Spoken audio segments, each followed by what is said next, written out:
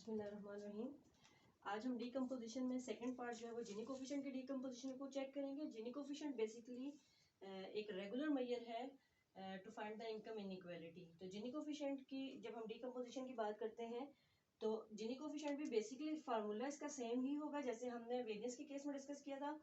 तो सबसे पहले हमने इसको लिख लेना है कि हमने जब जीनी कोफिशिएंट को डीकम्पोज करना है तो पहले हमने उसका एक पार्ट बिटवीन का बनाना है और उसका एक पार्ट हमने विद इन का बना लेना है और उसके साथ कोई ना कोई रेजिजुअल टर्म होगी।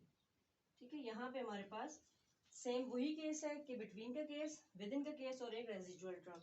और जैसे हमने प्रीवियस में पहले हमने वेट पुट ऑन किया था और दो सेक्टर्स जो हमने डिवाइड किए थे रूरल और अर्बन, उनको हमने वेट असाइन किया था और उनका जीनी कोफिशिएंट फाइंड किया, वेरियस फाइंड किया था। सिमिलरली हम यहाँ पर भी इनको वेट देंगे, यानी हमारे पास अगर दो सेक्टर्स हैं, लेट रूरल और अर्बन हम सब सेक्टर्स ले लेते हैं, तो हम जब विद इन की बात कर देंगे तो विद इन में हमने सबसे पहले क्या लिखा था कि जो भी हमारे पास चीज़ थी उसका हमने वेट किया था, वेट ऑफ अर्बन, और फिर हमने जीनी ऑफ अर्बन निकालना है प्लस वेट ऑफ रूरल और जीनी ऑफ रूरल निकालना है।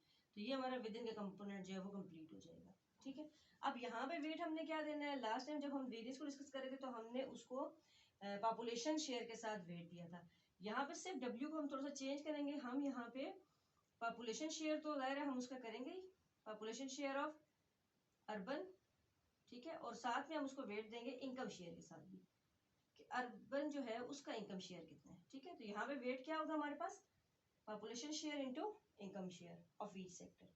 तो ये हमारा क्या बन जाएगा, हमारा ये विदिन का पार्ट कंप्लीट हो जाएगा। और जब हम बिटवीन की बात करेंगे तो बिटवीन में उसी तरह हमने मेन इनकम निकालनी है और फिर उसका जीनी कोफिशिएंट फाइंड करना है। तो हम इसको अगर प्रॉपर फार्मूला की फॉर्म में लिखना चाहते हैं तो हम तो यहाँ से स्टार्ट करते हैं। अब ये देखें, जब विदिन की बात कर रहे हैं तो वेट हमने कहा कि हमने इसको देना है पॉपुलेशन शेयर से वेट, पॉपुलेशन ऑफ अर्बन और इनकम शेयर ऑफ अर्बन। ठीक है, और फिर हमने इसी अर्बन पॉपुलेशन का जीनी कोफिशिएंट फाइंड कर लेना है प्लस इसी तरह रूरल का हमने इनकम शेयर और रूरल का पॉपुलेशन शेयर, रूरल का इनकम शेयर, और फिर हमने इसी का जीनी कोफिशिएंट फाइंड कर लेना है। तो ये हमारा क्या बन गया, जीनी विद इन हमने फाइंड आउट कर लिया। ठीक है, अब जब बिटवीन की बात करते हैं तो बिटवीन के लिए यहाँ पे जीनी कोफिशिएंट जो है वो हम कोवेरियंस अप्रोच से फाइंड करते हैं, तो इसलिए हम उसको उसी फार्मूला से लिखेंगे 2y bar into covariance of y बार और f ऑफ y बार। उसी तरह जैसे इसको आप अर्बन कंसिडर करें, इसको आप रूरल कंसिडर करें, तो उनकी मेन वैल्यूज हैं और सेम उसी तरीके से उन्हीं स्टेप्स को फॉलो करते हुए हम यहाँ पे मेन इनकम को चेंज कर लेंगे, ओरिजिनल इनकम और मेन को रिप्लेस कर देंगे ओरिजिनल को, और फिर हम उसका जीनी कोफिशिएंट फाइंड कर देंगे।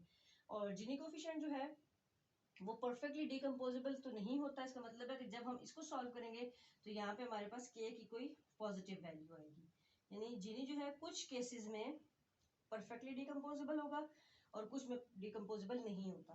तो वो भी हम आगे जब स्टेप्स लिखेंगे तो फिर हम इस चीज़ को डिस्कस करते हैं। तो ये हमारा दोनों पार्ट्स हो गए, इसको फार्मूला में लिखते हैं।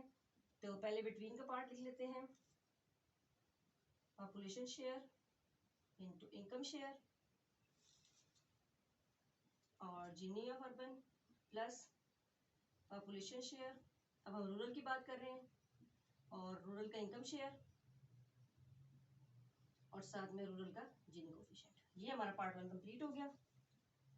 Part 1 plus part 2। पार्ट 2 में हमने क्या लिखा था, जीनी कोफिशिएंट फाइंड करना है, लेकिन वो कोवेरियंस अप्रोच से लिखा हुआ है, फाइंड किया गया है, तो इस वजह से हम ये फार्मूला फॉलो करते हैं एफ ऑफ वाई बार, और थर्ड में हमारे पास आ गया के।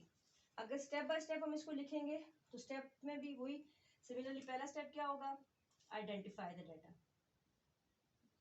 पहला स्टेप जो है आइडेंटिफिकेशन है।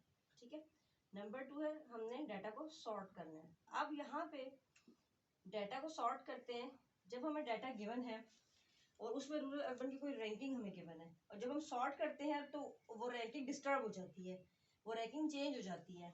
अगर रैंकिंग चेंज हो जाएगी तो इसका मतलब है कि के जो है वो कोई पॉजिटिव वैल्यू आएगी। मतलब कि अगर रैंकिंग चेंज हो जाती है डाटा को सॉर्ट करते हुए तो हमारा जो जीनी कोफिशिएंट है वो परफेक्टली डिकम्पोजेबल नहीं है। और अगर रैंकिंग जो है वो सेम रहती है तो इसका मतलब है कि हमारा जो जीनी कोफिशिएंट है वो परफेक्टली डिकम्पोजेबल है, तो जी इक्वल टू 0 आ जाएगा। यानी यहाँ पे दो केसेस हो सकते हैं कि अगर डाटा को सॉर्ट करने के दौरान रैंकिंग चेंज हो जाएगी तो फिर जीनी कोफिशिएंट परफेक्टली डिकम्पोजेबल नहीं होगा, के की कोई पॉजिटिव वैल्यू हमारे पास आ जाएगी। और अगर सॉर्ट करते हुए रैंकिंग सेम रहती है तो फिर हमारे पास जो जी होगा वो परफेक्टली डिकम्पोज होगा। अब हमने डाटा को आइडेंटिफाई भी कर लिया, हमने उसको सॉर्ट भी कर लिया। अब देखें यहाँ पे हमें इनकम शेयर भी चाहिए, पॉपुलेशन शेयर भी चाहिए, तो हम स्टेप 3 में क्या करते हैं, calculate population and income share of each group. ठीक है, हमने दोनों ग्रुप्स का फाइंड करना है, इसका भी फाइंड हो गया, इसका भी फाइंड हो गया, पॉपुलेशन शेयर भी हो गया, इनकम शेयर भी हो गया। स्टेप 4 में हमने क्या करना है, फाइंड जी, यानी जीनी कोफिशिएंट हमने फाइंड करना है ऑफ ईच ग्रुप। हमने जीनी कोफिशिएंट भी फाइंड कर लिया, ये भी फाइंड हो गया, ये भी फाइंड हो गया, ये भी फाइंड हो गया।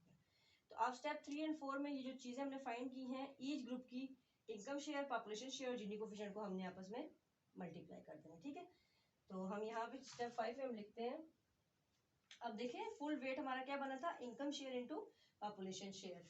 तो आप मल्टीप्लाई करें, ये मल्टीप्लाई का साइन है, income share and population share, पहले हमने इसको मल्टीप्लाई कर लिया। ठीक है, और फिर हमने 6 में क्या करना है, मल्टीप्लाई, ये हमारे पास फुल वेट बन गया। जब हमने इनको मल्टीप्लाई किया तो हमारे पास क्या चीज बन गई है, फुल वेट बन गया। Multiply G of each group by its weight. ठीक हो गया, अब हमने पहले वेट फाइंड किया और फिर जी को मल्टीप्लाई कर लिया, ये स्टेप हमारा हर ग्रुप का कंप्लीट हो गया। और फिर उसके बाद हमने क्या कर लेना है, इन दोनों को आपस में हम सम कर लेते हैं, सम द एलिमेंट्स ऑफ 6.6 या स्टेप 6 आप लिख लें। स्टेप 6 में हमारे पास जो दो वैल्यूज आ जाएंगी उनको हमने ऐड कर लिया और हमारा ये पोर्शन कंप्लीट हो गया। ठीक है, अब यहाँ पे अगेन सबसे पहले हमने मेन इनकम फाइंड करनी है, हर ग्रुप की main income, find main income of each group. Main income हमने फाइंड कर ली, फिर हमने उसको रिप्लेस करना है, replace original income by main income. ठीक है, अब हमने इनकम जब हमने चेंज कर ली तो हमारे पास एक नया डाटा आ गया। अब जो नया डाटा आ गया दोबारा हमने उसका जीनी कोफिशिएंट फाइंड करना है कोवेरियंस अप्रोच से, find G of new data. जो हमारे पास नया डाटा आ गया उसका हमने जी फाइंड कर लिया। और स्टेप 11 में हमने क्या करना है कि अब देखें इनको हम सॉल्व करेंगे, इनको ऐड करेंगे दोनों चीजों को। स्टेप 8 एंड स्टेप 10 की स्टेप 7 और स्टेप 10 को हमने ऐड कर लिया, ये दो हमारे पास फॉर्म्स बन गई। और जैसे हमने प्रीवियसली डिस्कस किया था कि इनको सॉल्व करके और जब हम इसके साथ इसको सॉल्व करेंगे तो हमारे पास के की कोई वैल्यू आ जाएगी। तो सबसे आखिर में हमने क्या करना है, ये हमारा ओरिजिनल जीनी कोफिशिएंट होगा और ये जो हमने कैलकुलेट किया है, तो सबसे एंड पे क्या करना है, subtract calculated G from original to find residual term, जिसको हमने के कहा है।